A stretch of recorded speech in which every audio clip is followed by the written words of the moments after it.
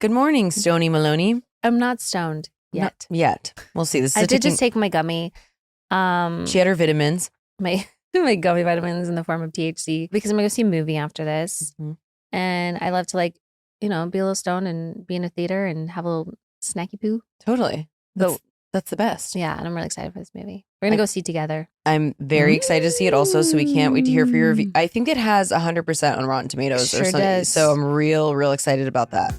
Welcome to Disrespectfully with Katie Maloney and Dayna Kathan. Unapologetically, we're here to do what we want to do. Spilling the tea.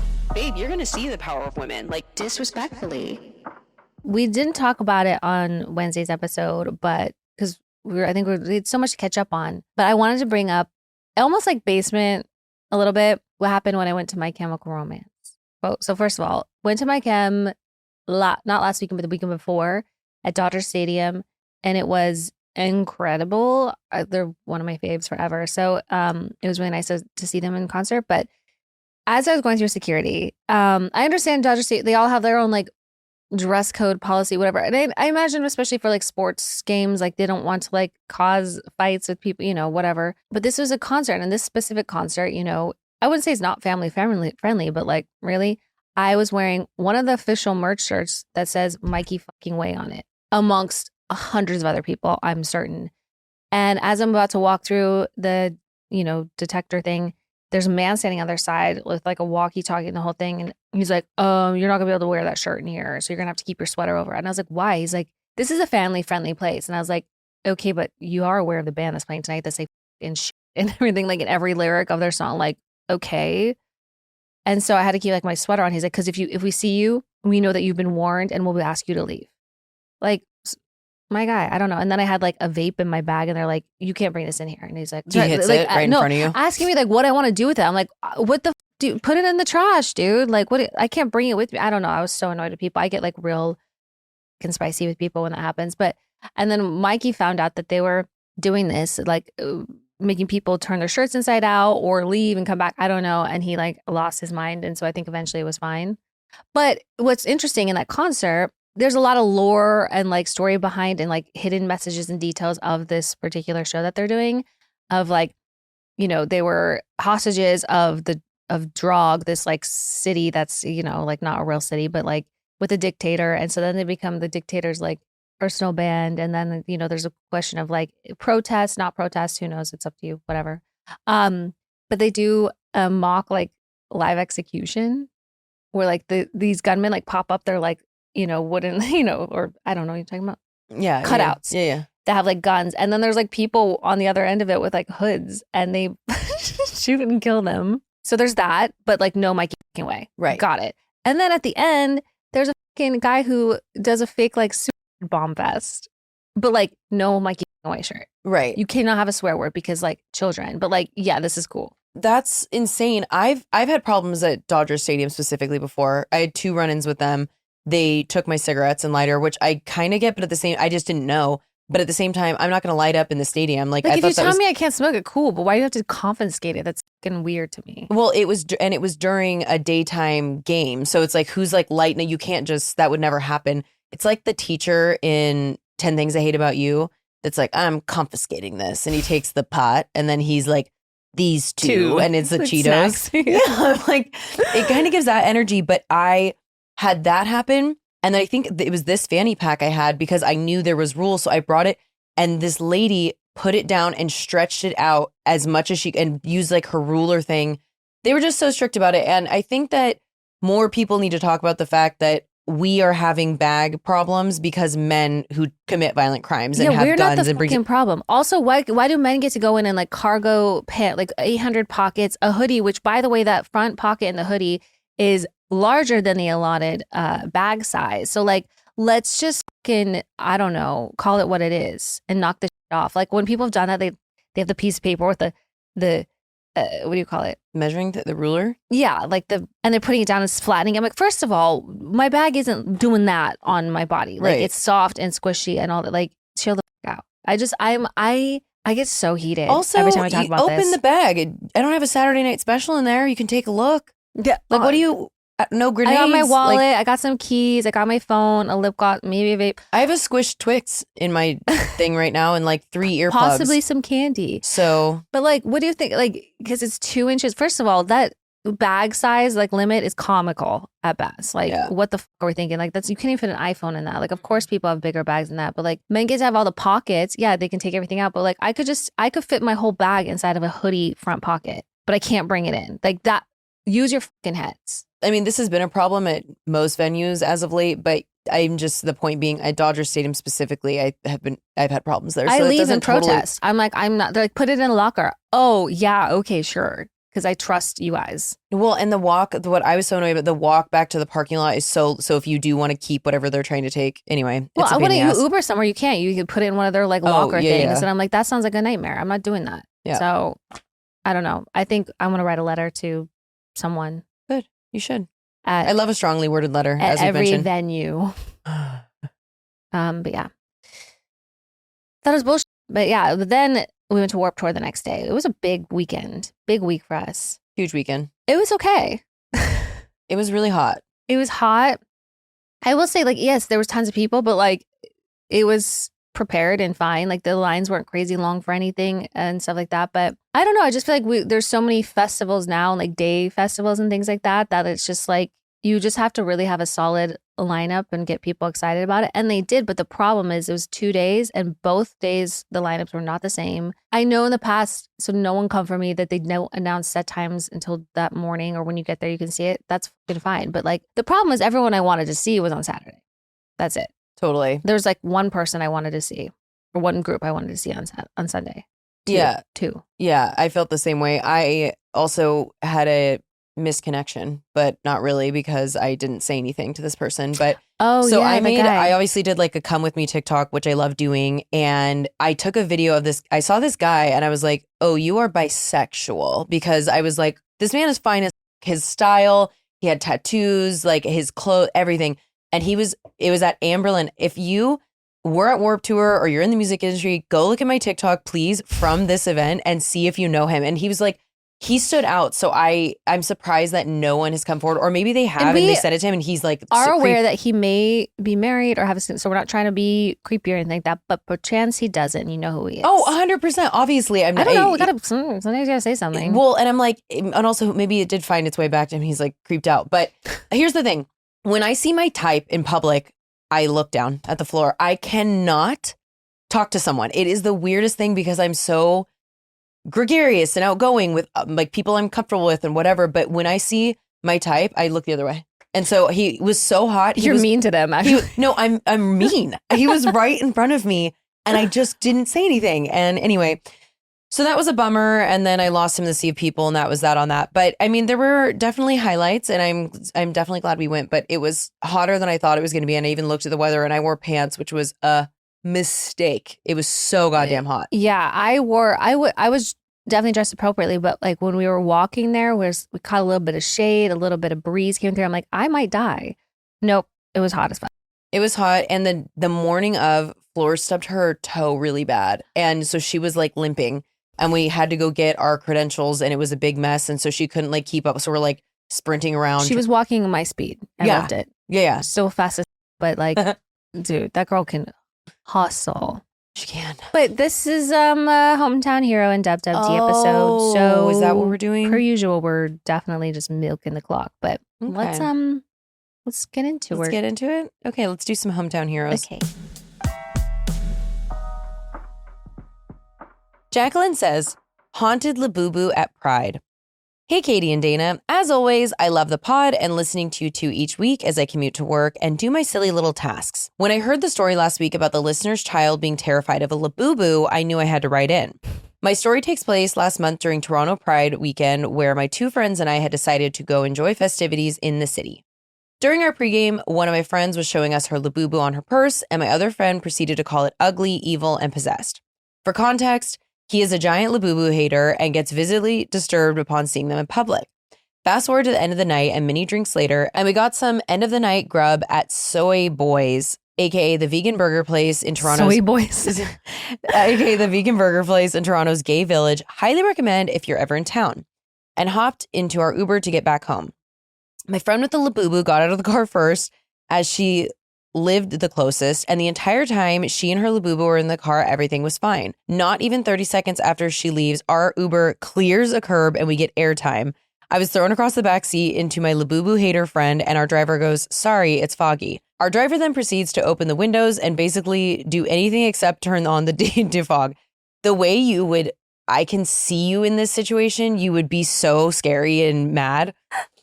Upon getting 100%. home, the velocity of getting whipped around in the back seat made the veggie burger in my stomach turn, and I projectile vomited as soon as I got out. I called my friend to make sure he got home safe, and he said during the rest of the ride, the driver was swerving left and right, and the fog would not go away. It occurred to us then, as soon as the laboo left the car, everything went awry. It must have heard us talking shit about him at the pre and decided to hex us as soon as we were separated. I also think it was probably homophobic. Anyways, I hope you enjoyed my silly little story. K, love you. Bye, Jacqueline. If anything, your laboo was protecting you. I think your driver was haunted. What the fuck? Oh, that is such a bummer. However, I wanted to say friend because I was embarrassed I dated him, but an ex of mine used to have this thing that I don't know if it was called an idol or whatever, but it was something of like good luck or good omen or whatever. Had it in his car. He took it out exactly 2 times, and both times he got in a car accident. So it's like it's protection or it's a curse. Yeah, we just don't know. But I thought this was funny in the projectile vomiting. You in the plane. Do you know what I bought that I hadn't had in so long, but I loved them as kids and I really believed in them, and I think they do hold powerful? Is worry dolls.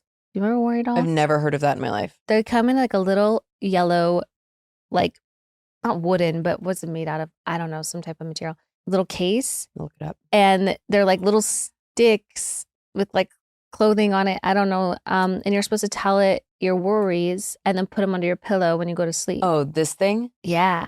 I got some of those recently. Oh, I don't think I ever had but I recognize them. Oh, that's so funny. You got a worry doll? They come with like there's like a bunch of them in there. Did you tell one of them a worry? I haven't used them yet, but I just recently got them. Wait, that's so funny. So you whisper to it and then put it under your thing, and it's supposed to take your worries away. Tell it your worries, put it under your pillow, go to sleep. And then you're supposed to, I think it's also just a good practice of like releasing things that, don't serve you or you can't fix or change or haven't happened yet. It's like Xanax without long-term effects on the brain. Yeah. Okay. Xanax with like a cute little spin to it. Okay, love. Maybe I'll get some. I think I am a worry doll. I'll get you some worry dolls. How about that? Great. Well, as summer winds down everywhere but here, I'm all about refreshing my wardrobe with staple pieces for the season ahead. Quince nails it with luxe essentials that feel effortless and look polished, perfect for layering and mixing. Their styles are so versatile, I find myself reaching for them again and again and again. And again. Think chic cashmere and cotton sweaters starting at just $40, washable silk tanks, and classic denim pants. Timeless styles you'll keep coming back to. The best part? Everything with Quince is half the cost of similar brands. By working directly with top artisans and cutting out the middleman, Quince gives you luxury without the markup. And Quince only works with factories that use safe, ethical, and responsible manufacturing practices and premium fabrics and finishes. Well, you know what I got? Finally? The black oversized leather bomber jacket we've been talking about, and it's perfect. You guys really have to check it out. Let's go match. Let's go walk around. Let's tear the city up. Let's paint this town red. Like a little jacket gang. 100%. Elevate your fall wardrobe essentials with Quince. Go to quince.com/disrespectfully for free shipping on your order and 365-day returns. That's QUINCE.com/disrespectfully to get free shipping and 365-day returns. Quince.com/disrespectfully. What's happening in the old dome when you're trying to go to bed? Is it peaceful? What isn't happening? I mean, depends. But usually, no. Usually there's some scroll that's happening, a little TV in the distance. Memories that haunt you? Yeah, all the things I should have said but didn't say. And then just worrying, existential dread mostly. Let's just call it what it is. I would say that's probably it for me. Yeah. Boll & Branch sheets quiet all that noise, wrapping you in softness so extraordinary your body and mind effortlessly drifts to sleep. Their signature sheets are made free from toxins with the finest 100% organic cotton, so you can spend every night in the softest feeling imaginable. These best-selling sheets feel buttery, breathable, and get softer with every wash. Discover the difference with Boll & Branch's 30-night guarantee. We love a guarantee. Yeah, and you guys have to try these sheets. They've completely changed my life. The quality is incredible, and I'm sleeping snug as a bug every night. There are designs and colors for every bedroom style and mattress size, and they're the perfect foundation for Boll & Branch's airy bed blankets, cloud-like duvets, and so much more. Plus, with their 30-night guarantee, you can try Boll & Branch sheets for an entire month with no catch. You can wash, style, and feel the difference for yourself risk-free. And if you don't get the best night's sleep, you can send them back for a full refund. Feel the difference an extraordinary night's sleep can make with Boll & Branch. Get 15% off plus free shipping on your first set of sheets at bollandbranch.com/disrespectfully. That's Boll & Branch, BOLLAND, branch.com/disrespectfully to save 15% off and unlock free shipping. Exclusions apply. Okay, Holly says, "Hey, gorgeous girls, love the pod, love you, you're amazing, and one of the brightest parts of my week. This story is about how I ruined the 12-year relationship of a horrible piece of trash man. For the story's sake, we'll call him Dick. My beautiful, smart, funny, and amazing 70-year-old mom was widowed about 15 years ago after 25 years of blissful marriage. A few years after my dad's passing, she began trying to date. She got on the apps, went to meetup groups, tried to getting set up, etc., but no one was good enough. Eventually, she organically met a really handsome, age-appropriate man, Dick. Dick seemed perfect, and they got along great. Over the years, Dick would accompany her to events with my late father's family, spend time with myself and my daughter, vacation with my in-laws, and they traveled together very often. He would constantly tell her how amazing she is and that she was the love of his life. Dick's only real issue was that he was only ever available on the weekends. So my mom would get lonely during the week, but it was worth it to have a stable-ish partner. At least that's what we thought. After 10 years together, 10 years, Dick went to my mom's house. She made him dinner. They slept together. She made him breakfast in the morning, and he sat her down and broke up with her. He said he'd been seeing someone else for a while and decided he wanted to be with her instead. My mom was heartbroken and I was pissed. After some digging, I figured out who the other woman was. She had the same first name and same birthday as my mom and lived the next town over. I needed to speak to her. I finally found her phone number after asking my hairdresser. They know everything and could legit solve crimes. So I gave this other woman a call. I wanted to know if she knew she was a mistress. Well, turns out she wasn't a mistress. While Dick had been dating my mom for 10 years, he had been seeing this other woman for 12, and she had no idea. He was living a complete double life. Weekends with my mom, weekdays with the other woman. Brought only friends around my mom and only family around the other woman. Never had to worry about calling them the wrong name because they both had the same name. The other woman had no clue and was devastated. We talked for hours and eventually I gave her my mom's information. They got together for coffee and showed up wearing matching jewelry. This asshole, Dick, bought a necklace and earring set and gave one to each of them. Now they're friends and have nothing to do with Dick anymore, and yet he still blames me for blowing up his life with my phone call. Good on you. You're a hero. Matching jewelry sets is insane. Oh Also my God. cheap. Wow. No, it I guess matches what I would assume this person's personality is, but I can't, how did that go on for a decade? That's so crazy. Decade to keep, I don't know. Because Wow. eventually there has to be a little red flag or like a crack in the facade, you would think after 10 years. This man is serial, like bad. Oh, it's like, sounds like a sociopath. Do you think that he picked ladies with the same name by design or it just was twinky dink? I don't know. I think he felt like he did everything by design. But I just can't imagine like losing the love of your life, then getting in with somebody else who you think is now the other love of your life for 10 years. And first of all, when you're that age and you're like, I'm seeing someone, that's something a 25-year-old says, not someone, It's not something a 65-year-old man says. Like, that's absolutely insane. So upsetting. But you're a hero and I'm happy for your mom. Also, people like that, it doesn't surprise me that he thinks you're the problem. When they get caught doing something, he just can't face himself. This makes complete sense to me. No accountability. Anonymous says, hi, ladies. Insert the normal, I'm obsessed with you guys, pleasantries here. Katie, watching you make your post VPR days, your bitch is truly a gift. Dayna, your TikTok reposts make me feel seen and safe. By the way, highest compliment to me. I simply need you guys to tour, T-O-R-E, the pod. Maybe to Raleigh if you're feeling wild. Yes, I did spell tour, fuck for Dayna phonetically. This is just you guys. Oh, I'm writing this fresh off listening to your latest episode where someone wrote in about losing their virginity and felt inspired to write in mine. I will try to keep it short. Taking it back to my freshman year of high school, spring of 2010, when I joined my BFF's family on a vacation to Cancun via Carnival cruise. If you've ever been on a cruise or one back then, you know that you take a photo right when you step foot on the boat, looking haggard after a long travel day, of course. This will matter later. I met a boy in the teen club the first night of the cruise. Okay, wait, because since I've only ever done the emo cruise and I never plan on doing one again, that's crazy to me that there's a teen club. I'm assuming it just means there's no drinking and there's dancing, so people just let their teens roam the boats. Yeah, I mean, you think it's safe because it's like, where can they go? They can't get lost. Overboard. No, I don't like that at all. But anyway, teen club on the first night of the cruise, and I thought he was my end-all be-all for the foreseeable future from there, as he was the first boy to ever show me any real attention. Yeah. Should show me any real attention. So sorry to my bestie, but we ended up hanging out for the rest of the cruise. I'm forgiving myself here now as an adult for such male-centered behavior. All of us, please. Yeah, been there. Have to unlearn that. On the last night, he and I were hanging out in his room, alone for hours while my friend covered for me. That's where the V card was swiped. However, given that we were on a cruise and it was 2010, there was no option to buy a Wi-Fi package that wasn't going to cost multiple limbs, so he had no way to communicate with anyone when you weren't in person. The phone in his stateroom rang a few times, but we didn't think anything of it. Finally, his brother came to the room and knocked on the door, and we opened it to find a security team, the captain, and just the Coast Guard waiting outside. Little did I know that this boy went by his middle name, which is who I was familiar with, but his travel docs listed him by his actual first name, which my friend did not know, so when it was getting to be a little too long without seeing me, they didn't know where to look for me. Apparently, the image of me from day one was displayed on every TV screen on board, and everyone was looking for me Amber Alert style.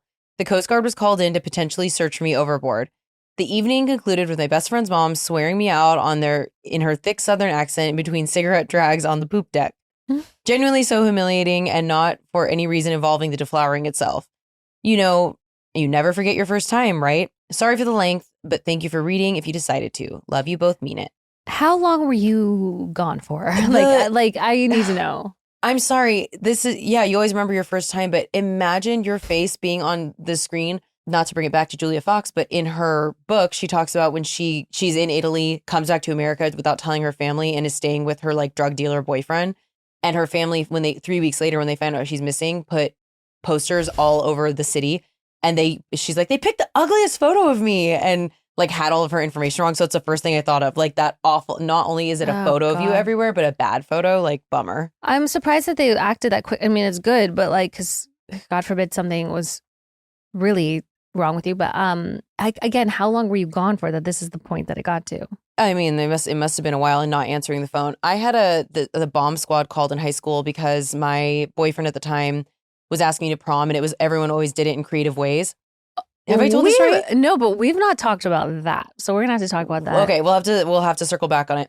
He put a bag of flour on my car. So all of a sudden I get taken out of class and I come out and there's the bomb squad there, like SWAT team cops, and they have him sitting on the side of the street. And I'm like, what the fuck? The officer we all hated her, she sucked, was apparently bored and assumed it was a bomb because there was a bag of flour on top of my car. In the bag of flour, he put a deck of memory cards. And on the first memory card, he said, go to where we first kissed. And then he had flowers and a sign and was like was going to be waiting for me. Anyway, so they thought it was a bomb. I don't know why that would be their first at a bag of flour at a high school, but people are idiots, man. People are so stupid. Anyway, yeah. Allison, remind us to talk about that on another we should add it to our episode. Notes. Okay. Yeah, Anonymous says, hi, Katie and Dana. Love listening to your pod all the way from South Africa. Ooh. Love your sharks. A few months ago, I attended a music festival with my husband and in-laws. I see my cousin. We're not close at all. And I go over to greet him with my husband. Whilst talking to him, his fiance comes over to us, stands in front of him, and glares at both of us. I have met her a few times before this. He introduces me as his cousin and again tells her I am the daughter of so-and-so. She still says nothing and continues to glare. We respectfully leave, and I tell them that I don't like her energy. Later on, we bump into him again, and he walks with us into the restaurant that everyone is partying at. My husband and brother-in-law go to the restroom, and I'm standing with him at the bar. His fiance, who was dancing, spots us, rushes over to glare, hyperventilate at us again. I asked her if she was okay. Seriously, she looked like she was going to combust. The next thing I know, she throws her drink in my face. Defensively, I punched her and she fell into the bar. None of her friends even got involved, as it seems like this is a common occurrence for her. My cousins still side with her because she ended up with a black eye. Well, I say fuck around and find out. Side note, I had brain surgery last year and never expected to get into an altercation with somebody that is older than me, especially not a mother/teacher. Keen to hear your thoughts. Much love, T. I was about to ask, have you ever had a drink thrown on you? But then I remembered you definitely. Have you ever had one besides your ex-husband thrown on you? No. I haven't either. And the way that I would go from zero, that's like so disrespectful. I would come unglued. Like, I'm not surprised that that was your reaction. So, like, would you excuse someone punching another person if they threw a drink in their face? I would. Yeah. Again, I don't like promote physical violence, but I think, the fuck around and find out. You cannot push people to their limits. You cannot act a fool. Like, you can't play that way and not expect them to react. I'm pretty sure you can also, if someone throws a drink in your face and you don't hit them back, I'm pretty sure that's assault. It is. Yeah. You can't just be doing that. And also, what is wrong with that lady? Why was she so kooky? Yeah, what is that about? What was the glaring about? What was she thinking? Did I miss that? No, it's like there's never like, I would have been asking that question immediately. Like, again, she said, is there a problem? But she didn't say anything. Like, so I'm like, there has to be more to that. I wonder what it could have been. My thoughts are, why is she so angry? Yeah, no, for her looking at me like that, I'd be like, do you have a problem? Yeah, is something wrong with your face? Anyways, let's take it down I think you did the right thing. Yeah, I think so too. Yeah, I don't care if she's a mother or a teacher. She's acting out of pocket. Yeah, that's crazy. She should be acting, if she'd be acting like she's a mother and teacher. That's crazy. Mm-hmm. Kay says, during college, I lived off campus housing with a bus system that would shuttle residents home as the apartment was atop a massive hill. After a failed threesome with my friend and her ex-boyfriend, way too many mint Rumpelman shots, I realized I needed to catch the bus for the night or be stranded to drunkenly walk the 2.5-mile uphill trek home. Since that was the last thing I wanted to do to top my evening off, I started running for the bus stop. Running while drunk was always a good time until this specific evening. You just feel so light and free.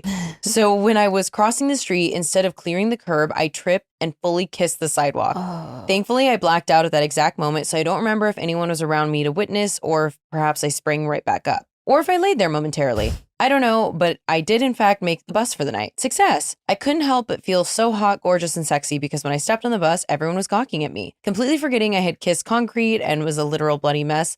A blissful 10 minutes of pain-free ignorance until I made contact with a bathroom mirror. 9 years later, I still have a hump on the bridge of my nose where I stubbed it in college. Oh, God. Also still getting random texts from friends asking to send these pictures so they can continue to share the story. Oh no. Love yas. I think that saying stubbed it in college referring to your nose is so funny.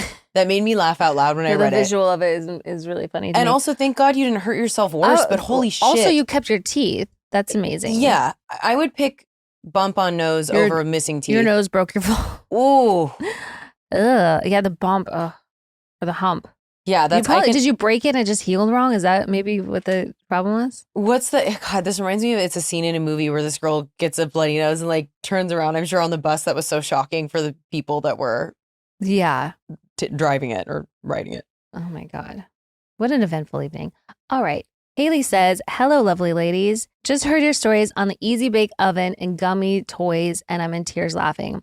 How do we all survive that shit? Okay, so I was watching YouTube with my 7-year-old when a 20-something-year-old YouTuber starts talking about banned Barbies. Then shows a picture of a Barbie in roller skates and clothes similar to the outfit in the Barbie movie. Cut to a 90s Barbie commercial with Barbie speeding so fast in her rollerblades that it sparks. Yes, sparks. I remember this. Do you remember this Barbie? She had like a, I don't know what it was, like a little metal thing. So it's like when you go really fast, her fucking shit would spark. Oh my God. Like you could start a fire with that. Obviously, like it's like flints. Yes, sparks fly from her rollerblade heels. I had that exact Barbie. Basically picture the top mechanism from a cigarette lighter on a Barbie rollerblade that was sold to children. Oh. Between that and hanging out with sketchy 20-year-olds when I was in high school, it's a wonder I'm still alive. We have no unique experiences. This is... No. And I love that for us. Totally. I love that we can all commiserate on things that should have killed us. Okay, moving on. My dad grew up in a very small crabbing and fishing town off the Maryland coast. The town is called Crisfield. My dad has always been a huge conspiracy theorist and believer of aliens. Last year, my sister and I joined my dad and stepmom for my grandmother's funeral in Crisfield. At the funeral, we all gather around the table. My aunt and uncle begin to tell stories about growing up in the town and the weird shit that they experienced. My uncle talked about experiencing time bending while driving across a super long bridge, trying to get to an emergency, almost as if something picked up the car and placed them where they needed to be. That's crazy. Mm-hmm. My mom said all 6 siblings saw multiple UFOs in the backyard floating around. There are more stories my cousin has, just waiting for her to send them. Also to Dayna, I completely agree about your theories on energies going through different planes to learn something. I also think even the poop, cigarette, hot dog, pegging stories and advice are an important piece of all of it. She gets it. She's a gets it It's person. about nothing and everything. Mm-hmm. It brings laughter and joy to a really fucked up phase in this world. Love to you both, Haley. Thanks, Haley. I love that. Loved that one. Time bending, wow. That's almost like when you're driving and you zone out. You're like, how did I get here? Has it been 20 minutes or has it been 2? Did I run any red lights? I just don't know what's going on. I know that's what scares me because I've done that and caught myself going through a red light. So scary. And that's happened like once in my life. So like, I don't think that's something that's happened, but it was scary. It freaked me out. Totally. I can't remember what they're called, but do you remember they were like the little fairies on the thing and you'd pull a string and they would fly? And there's that really funny Take your video eye of a out. kid doing that and it flies into a fire blade. My favorite video on the internet, it's like Christmas morning and the thing goes right into the fucking It's fireplace. so funny. But I saw a thing that those happened to be recalled or something. So I don't know what the danger was, but that was. They could take your eye out perhaps. I don't know. It's so funny watching her dreams just fall into the pits of hell. I definitely had one. Oh, yeah. And it was hours of entertainment. I loved it. If anyone has a good like Christmas toy story or like just birthday toy, like whatever toys you got that were hilarious or funny or just of the time, please send them in. Yeah. Especially any disasters, like Christmas morning disasters. We love those. Yeah. Anything that went wrong. Or Christmas dinner, just any kind of Christmas vibes. Yeah. I need to feel something. By the way, the day after my birthday, summer's over. I just don't care anymore. Now I'm bringing on spooky, creepy season. I'm ready for fall. I'm ready for the weather to get cold again. I'm so ready for like pool days and things like that, but a spooky pool. Yeah, I could do another month of that. But I'm just saying, in general, I want the vibes to shift. Yeah, So- they're not going to shift. I'll tell you that much. Okay. I'm for it, but like it's hard to get into that mindset and get into that spirit when it's 95 degrees out. Well, speaking of spirit, there's a new Halloween store we were just talking about in Sherman Oaks in LA in the old Joann's that's gone. It's called Creepy with a K something, and I'm probably going to go take a look at it. Well, today. I want to take a look at that too. Also, before we get into WWDD, we forgot to do a Coven core that we want to call out a listener, something really sweet that made both of us tear up. We had a WWDD, I don't know if it was last week or the week before, about someone that was in a DV situation in Iowa, and they were asking advice about breaking the lease and whatnot. And didn't feel like they had a support system. Yeah. And someone wrote in and heard that and said, I am a real estate agent in Iowa. I would love to help that person. Can you please send them my number and email and connect us? So we were able to do that. And we just love and appreciate you all so much. I love that how much y'all have each other's back. You have our back. It's a real community. It is that kind of like when sometimes you just need those moments of good and hope in the world. And it really moved me. So I don't want to like call out her name if she doesn't want, but thank you for doing that. That's incredible. Yeah. And now should we solve some more problems? I guess so. Clock it in. Do the damn thing. Do a little WWDD. Doctor's in.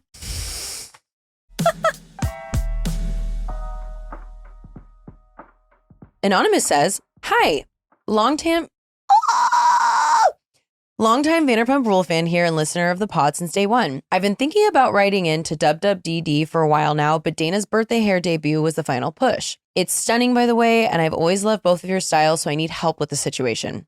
I've been going to the same hairdresser for almost 10 years now.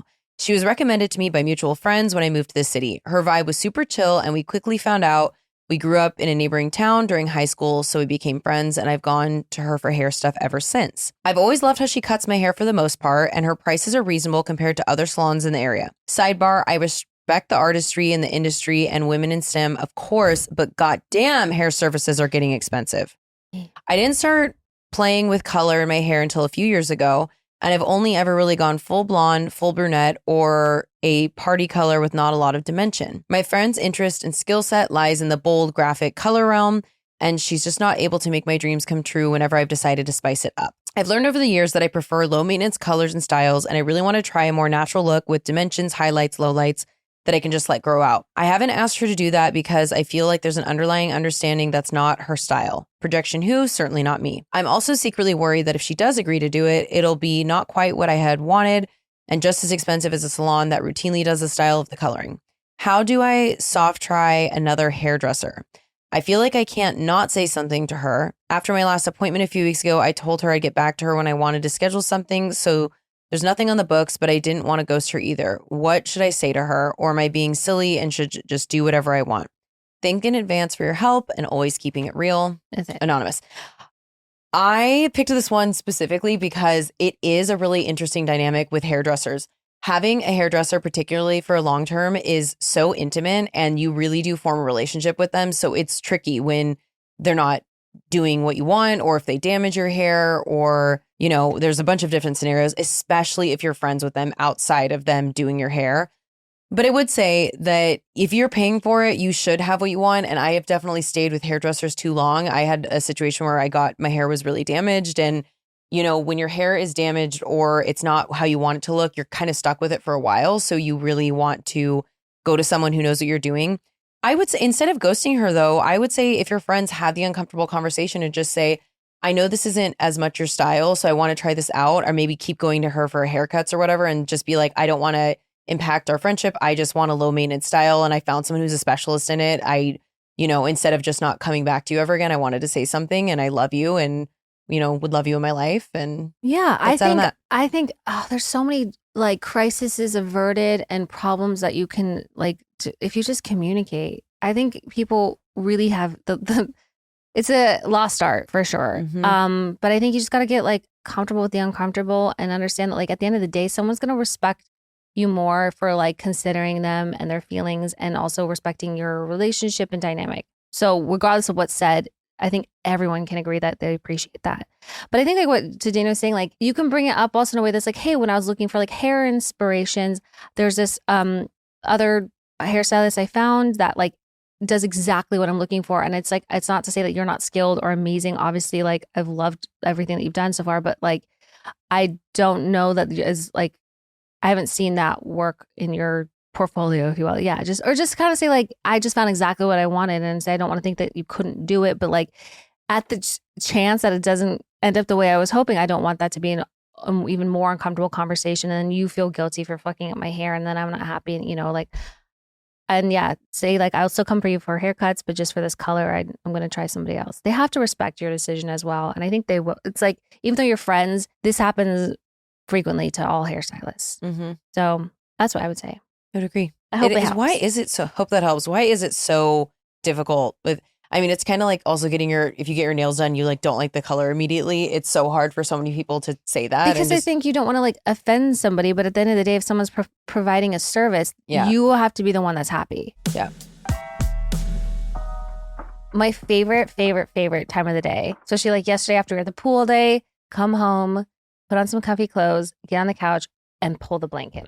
I can't imagine sitting on a couch without a blanket. It's like a comfort thing for me. I don't care what season it is. I have to have a blankie. Yeah, I have multiple blankets in like weight, density, material, the whole thing, just because. Have to have one. Yeah, exactly. My absolute new favorite blanket to get cozied up is in the Lola blanket. Lola is the world's #1 blanket crafted with ultra soft, luxury vegan faux fur and a signature 4-way stretch that sets it apart. And when we say soft, we mean this blanket is soft, like a beautiful kitten's fur, specifically Laszlo. She's the softest kitten alive. Oh, I was thinking like a waxed upper lip. Okay, that too. But if you wax your upper lip and then you rub Laszlo on it, that's what it feels like. Double soft. I like that. Like a Clairo song even. We promise no other blanket I've tried has ever felt this soft. And we don't promise unless we mean it. We pinky swear in this family. Yeah. Plus, the most important thing, it's machine washable, double hemmed for durability, and stays flawless. No pilling, no shedding, even after repeated washes. And they have to be machine washable because if it's the most delicate thing, I'm throwing it in the wash. So thank God for me. One Lola instantly elevates your space. As we mentioned, it's unbelievably soft, beautifully designed, and it makes your home feel so cozy and curated. I discovered Lola through Instagram because I get got all the time. You get got. Ooh, I love it. I love an Instagram sell. And now I see them everywhere and I tell everyone about it. Lola is also my go-to gift. It's personal, beautiful, and something people actually want to use every day. Don't believe us? Lola has over 10,000 5-star reviews, and once you feel it, you'll know why. There's a reason it's called the world's #1 blanket.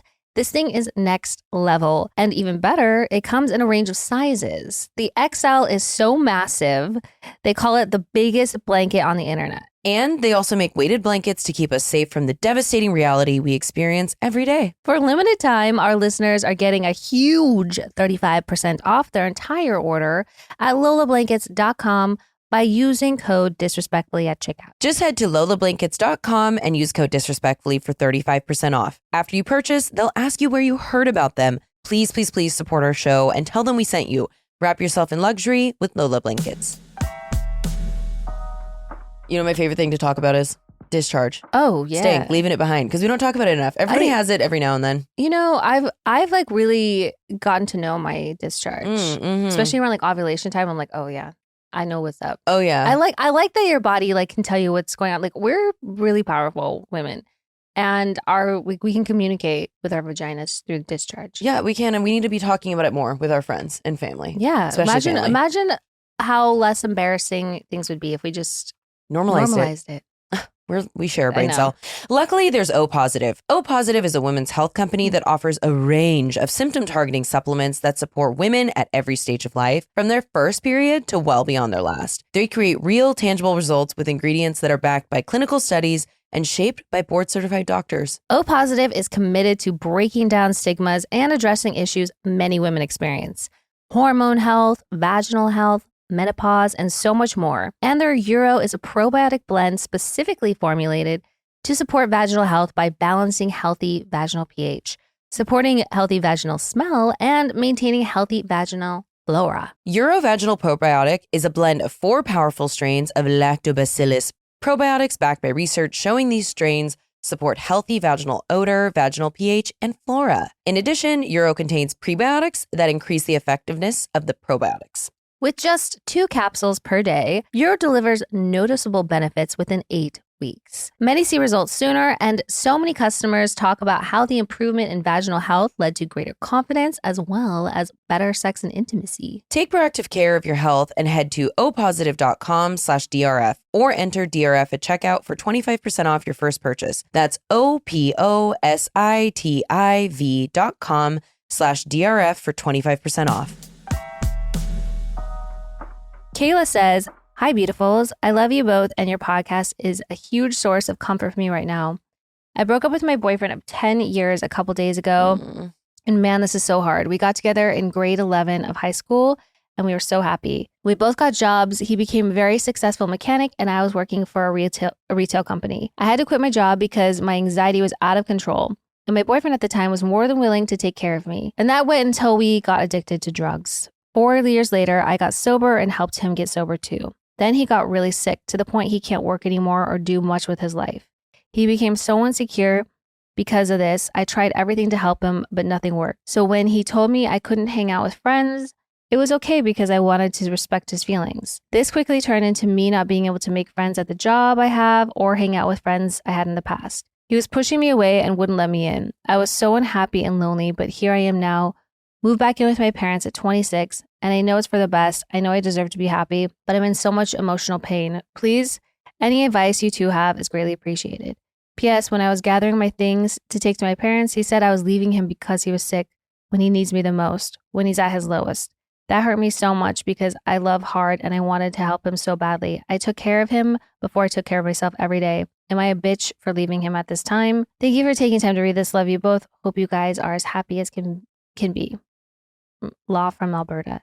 That's a really difficult thing because when you love somebody so much and you're partners and you share life together for so long, for a decade, your lives are so intertwined, and really unfortunate things can happen that we're going to make or break a relationship. And it's difficult when it's something like an illness or addiction or things like that drive a wedge between you. But you have to take care of yourself. And I know you recognize it, and it's so good that you recognize that, especially, at 26, like you're very self-aware. I think that's the most important thing you can do right now. And again, this person's going to project all type of insecurity, and feelings onto you that you do not deserve and that simply are not true because they're not in a good place. You are not leaving them because they're ill. You tried everything you could do to help them. I'm assuming that also includes like, mental health and things like that, that it just everyone reaches their breaking point and that they just have to accept it, that there's never going to be a good time to break up with somebody. Life is fucked up a lot of the time. So I think what you're doing is the most important thing you can do. And you're still obviously so young, but yeah, you got to take care of yourself and know you're not a bitch for leaving him. You're like taking care of yourself. You're never going to be the bad person. No, that's the first thing I was going to say. Of course, you're not a bitch. I think that there are other pretty glaring red flags here too for me. If he's isolating you and doesn't want you hanging out with friends or making new friends, I think that's a big, big no-no for in my book. Oh yeah. I think that for me, that feels manipulative that he's then trying to turn around and make you feel bad for the timing that you're choosing because he's sick. Like Katie said, at some point you have to put yourself first. And based on what you said, I think that you did everything that you could. You exhausted all your options, and it's not that you wanted to hurt this person or bail on them when they weren't well, but I think that you did the right thing. I also think you just need to be so gentle with yourself right now. Spending 10 years of your life with someone is such especially starting in such formative years and going into your early adulthood. I just think that it'll get easier over time, and you need to try and drown out that noise that he is, when he's trying to make you feel bad about the timing of what he's dealing with. And I think, you move back in with your parents and it's for the best. I think so too. I think, and also congratulations on getting sober. It's like on a plane, you have to put your mask on first. Yeah, I think the emotional labor that comes with, breakups and grieving and moving on is already so difficult. That adding in like the layer of like guilt on top is just, it's frankly unfair. And I don't think it's not warranted. It is what it is. Like what were you supposed to do? Sit at home alone while this person didn't talk to you and you weren't allowed to talk to anyone else when you've done everything you can to help them? Like, that's it. You got to move on. Yep. But I hope you heal and feel good soon. Yeah. Sending a big ol' hug. Anonymous says, "Dearest Coven Hex Queens, I've been a Vanderpump Rules fan from the jump off. Y'all are both amazing, strong. I don't give a fuck women, and I admire your gumption so much." I love the word gumption. The holiday. We need to use that more. Remember the old man who was like the writer? He talked about she had gumption. I need your sage advice for being the best version of a friend to my best childhood friend who's really going through it. Here's the sitch. She and I have been best friends since grade school. We're both now in our late 30s, and she's going through a very messy and mean divorce with her active duty military husband. They have small kids in elementary school, and they don't live near other families or me. They recently filed paperwork for the divorce, and he's been mean, hateful, and making everyone in their home uncomfortable. My friend doesn't work due to the nature of her husband's job, so she's gotten to be a stay-at-home mom since the kids were born. Now with the divorce, she doesn't have her own income or a way to make income. The kids are emotionally struggling with the news, and everyone seems to be in limbo. The question is, how can I be the best friend to her during this time? I'm also married with small kids of my own, so traveling out to her isn't an option. We text a lot, but I want to know if y'all have suggestions for me. Apologies for the length. Any help is appreciated. Warmest regards, anonymous Coven member. First of all, this was so sweet and short. So it's always people who are worried about the length that are actually very appropriately length. I think that first of all, it's a tough situation to be in, especially when we all get to a certain age and have our own lives and priorities. So I'm glad that you recognize that. I think texting, that's great that you're checking in a lot. And that might be what she wants or it has the bandwidth for on her plate right now. So I would just say, maybe call her and ask her and say hey, how can I support you the best way I can right now, given my restraints with not being able to travel to see you? Is there anything I can do to lighten your emotional load? Or is just checking in over text good? How can I be most helpful to you? I think that asking too, but sometimes when someone's so in it, they can't even think of anything that would help them, even though there's probably tons of things. So I think making suggestions of because you can obviously you can send Uber or Uber Eats or Postmates or something to people by just putting their address. And so, maybe suggest can I send some food to the house for you guys? Or do you want to have a FaceTime and have a glass of wine together, when your kids go to bed? Just offering those types of things, things that she can look forward to anytime she doesn't have to cook or something, just to take that weight off. But I would make suggestions.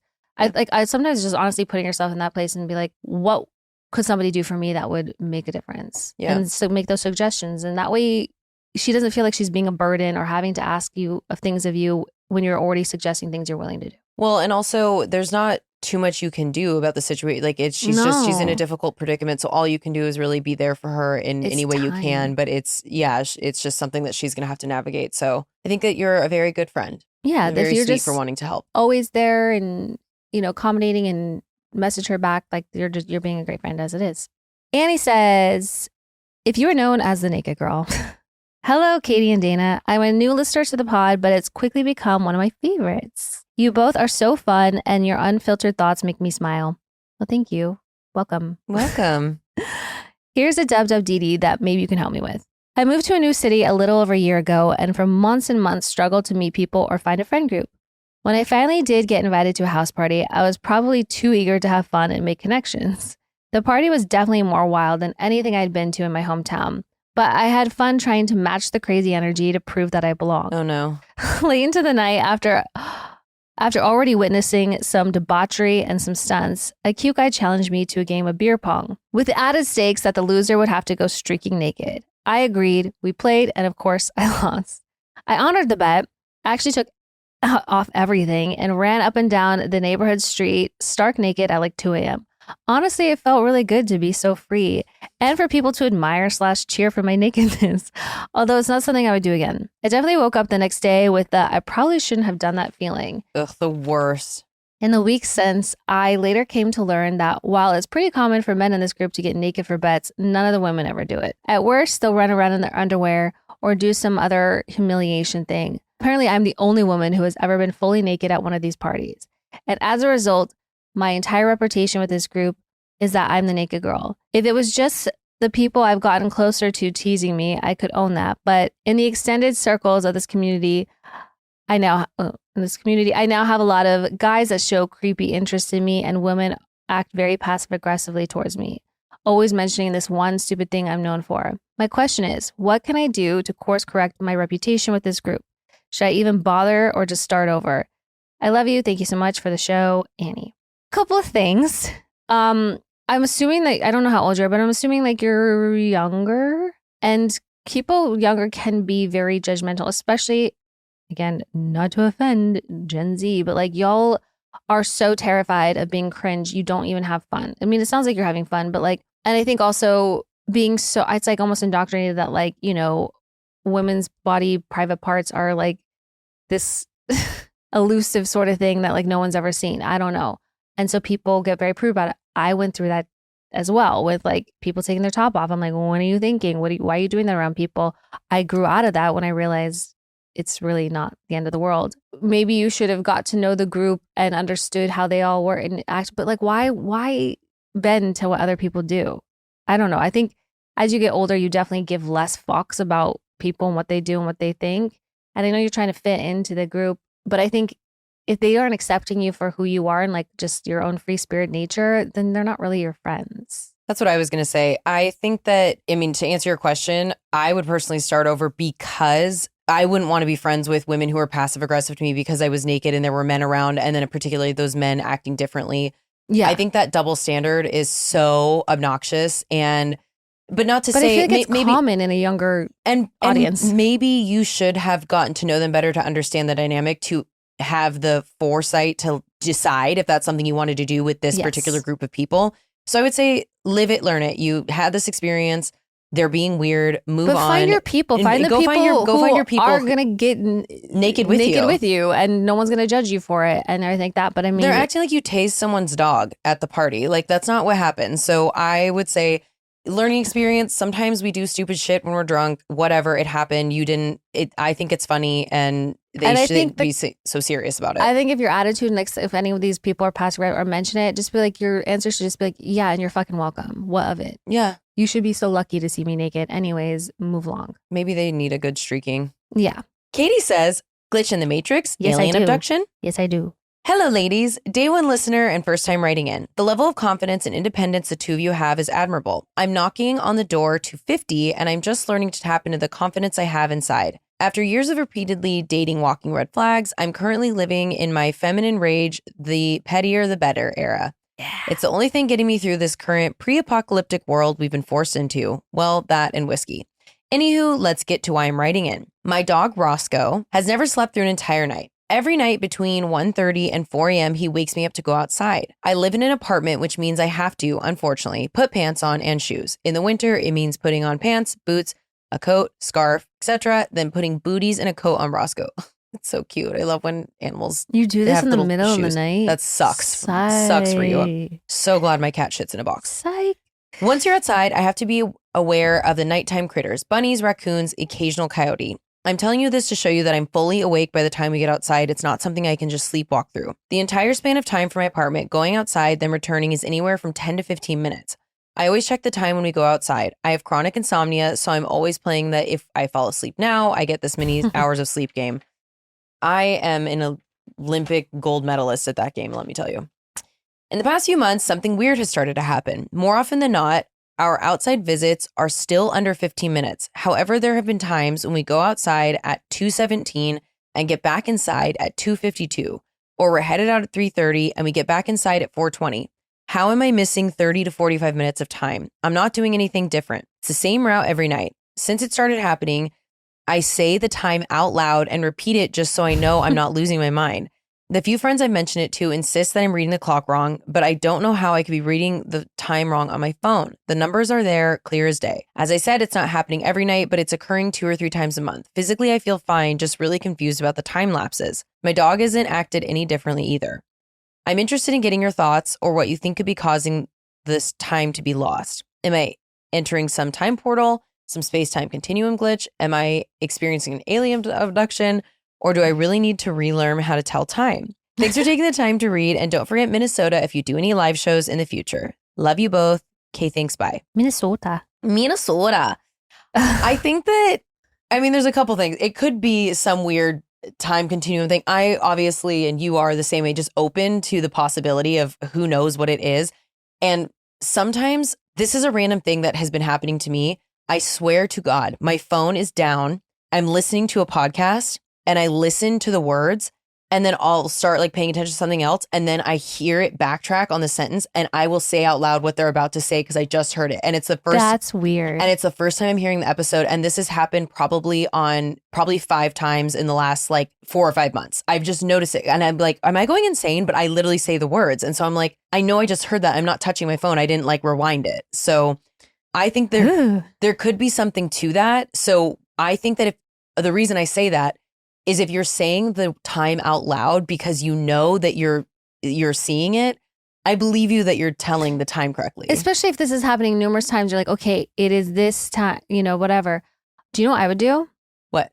I'd bring my phone with me. Timer? And set the timer. Not a count, but a time, a stopwatch thing. Yeah. And see what happens. Yeah. Maybe you have a weird portal. I don't know, that was open during those hours of the day specifically. But just to see what happens okay, what I would do, look at the clock that's inside my place, take a picture of it. Then as I'm going outside, start that timer. When I come back in, look at the time, so you're not crazy, and then look at how much time has passed on the counter. Yeah, that's one way to bill Naya. That's what I was thinking. Use a stopwatch. So you could just do that and put a little note in your phone. Keep records. Just start writing down, and then you'll know for sure. Or you're going to go insane. I don't know. Or you'll go crazy. And if it is an abduction, it's a really quick abduction. So I don't know, but also maybe they're really fast at, putting a probe in your butt and getting you back down. But let us know what happens. Yeah, let us know. Okay. This next one is long, but important. Anonymous says, am I the asshole? Hello, ladies. I'm a huge fan of the pod and look forward to it every week. Your pod is so real and it doesn't feel scripted like other podcasts do. Wouldn't you like to know? I feel we're reading off a script. I feel like I'm sitting in the room having a chat with my closest girlfriends when I listen. Now that I'm facing a dilemma, I can't think of anyone better to give me advice. Here's the story. My friend group from college has remained very close since we graduated about 13 years ago. We always keep in touch and schedule times to meet up and catch up. I moved 3 hours away 6 years ago, but we've always remained close and I see them often when I go back home to visit. Ever since our friend, let's call him Mark, became engaged, the wedding has been a huge topic of conversation. It's a destination wedding in Italy. The friend group has been very excited because we would finally be taking a vacation together, and what a better reason than to celebrate Mark's wedding, right? Mark's sister and I have always been very close. I consider her one of my best friends. Every time we met up, the conversation has always revolved around the wedding and places we would visit in the days after the wedding. Well, let's get to the good part. Last fall, I went to brunch with Mark's sister, let's call her Maria, and another close friend, let's call her Tina. During brunch, of course, the wedding came up again, and Maria asked if I was going to go, and I said yes. This was in November. The only thing I thought was a little weird was the save the dates had not gone out yet, but considering the wedding was in 10 months and is taking place in Italy and seems to be on the pricier end. Not only that, but several of us work in education and the wedding is taking place during the second week of school, which is very difficult for us to take time off of work. Anyway, I walked away from brunch not thinking anything of it and figured they might send a save the date soon.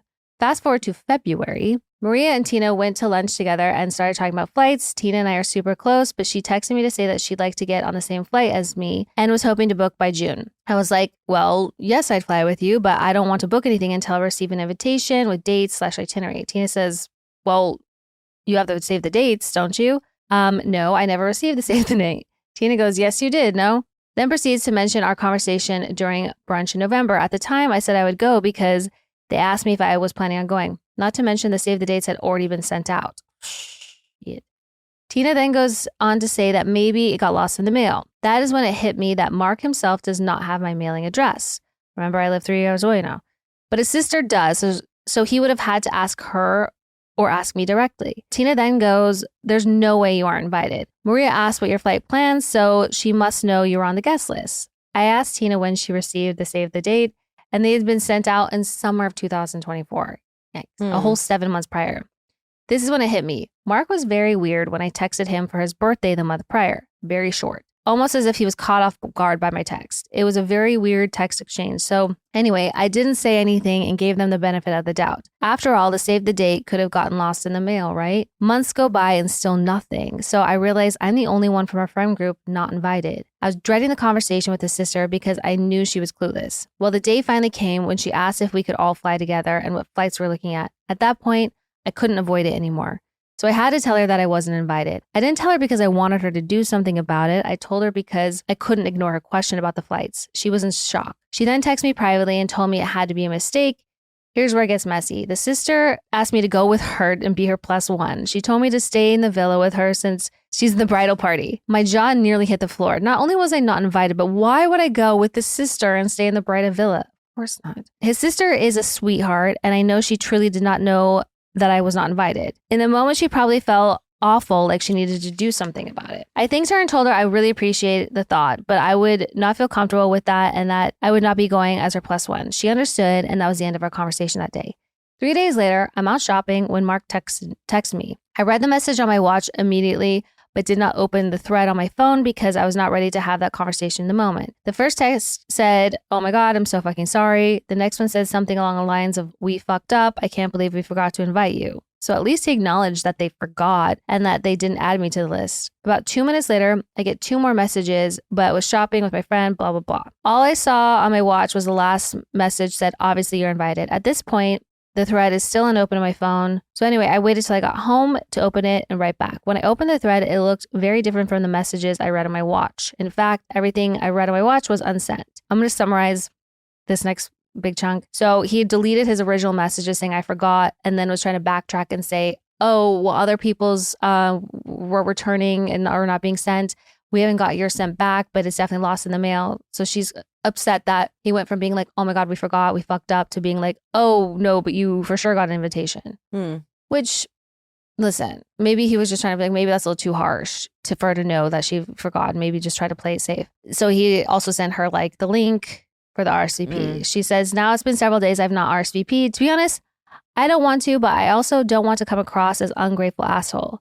I honestly don't know how to go about this. I'm definitely not going because why the hell would I after all this? It's clear that they chose not to invite me and now they're making it seem like it was a mistake to cover their asses. What would you do? Am I an asshole for ignoring the link to their website and not officially declining the invite? Thank you both so much. I'm choosing to remain anonymous just in case.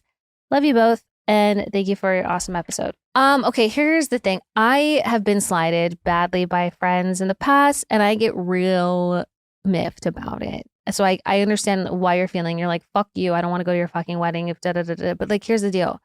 They're trying to rectify it. And if you don't want to, acquiesce and be like, okay, fine, that was fucked up of you, but like, of course I want to come. I'd love to come. Then sure, but I just don't bite your nose to spite your face, because all your Great phrase. all Underutilized. all your friends are going. It's going to be Italy. Like, you were so much looking forward to this. Don't let your feelings of like being left out on purpose or not on purpose, or trying to decipher what the truth of the whole situation is. At the end of the day, they're inviting you and want you there. So like, are you going to look back in 5 years and regret not going, and just stay at home and have FOMO? Like, I think you should really consider going and not trying to be like, like stick it to them, or like be, that person and be like, well, you forgot and now you're trying to cover your ass. It doesn't matter. Also, I'm not getting that from this read. I think they did forget. Maybe he changed the way he said it, but I think it could have been a mistake. I don't think it's like a malicious thing. But no one wants to feel forgotten by their friends, which I understand, but like, it fucking happens when you're planning a wedding. That's you have what I'm saying. You're planning a wedding. You're not the first of all, it's not about you. You're not the most important thing to them. Of course, they want you there. And now, like, they've realized, thank God they realized the mistake now and as opposed to later. Yeah. So I don't think it's like a malicious thing. And so maybe it feels that way. I understand you're feeling forgotten, but I feel like it was clerical. Like, I do think it was an oversight. So I would say that, to Katie's point, you should probably go if you can swing it and make it happen and just try to move forward, because life is short. But I would say if you can't do it, you don't want to go, you can just say like, I'm sorry, I had allotted, I didn't think that I was going, and since it's an abroad wedding, I didn't allot funds or do whatever, and I'm not going to be able to make this work. Which is also a lie. The same thing that you're upset of them for maybe doing, like, not telling the full truth or whatever you think the full truth is. So don't do that in return. I give you permission to do it. If you want to and you think it's uncomfortable, just say that you can't. But do whatever you want, but understand you're doing the same thing that they're maybe potentially doing, and that you're like trying to put them on trial for. Totally. I'm saying I'm on your side. I think they should go, but I also think that, like, if you can't, then and you want to be diplomatic about it, tell a little white lie. But I mean, just go. I Also, Italy is so great. Fuck, who cares about what the wedding? Italy is the shit. Yeah. So yeah, and I hate weddings, and I would go to a wedding again. The first time and only time I've been to Italy, I went for a wedding, but then gallivanted around. So now I feel like if I go to Italy, I have to be there for a wedding too. Yeah. So I think you should go, but hope that helps. Hope it helps. Okay. How's your gummy doing? Feeling stoned at all? Yeah. It just hit me in the last little while. Okay. And I want to go have a little eat and a little sit and watch a movie. Okay, Stony Maloney. Yeah. Well, enjoy the movie, and you all have a great weekend. Have a great weekend. Okay, love you. Bye. Love you. Bye.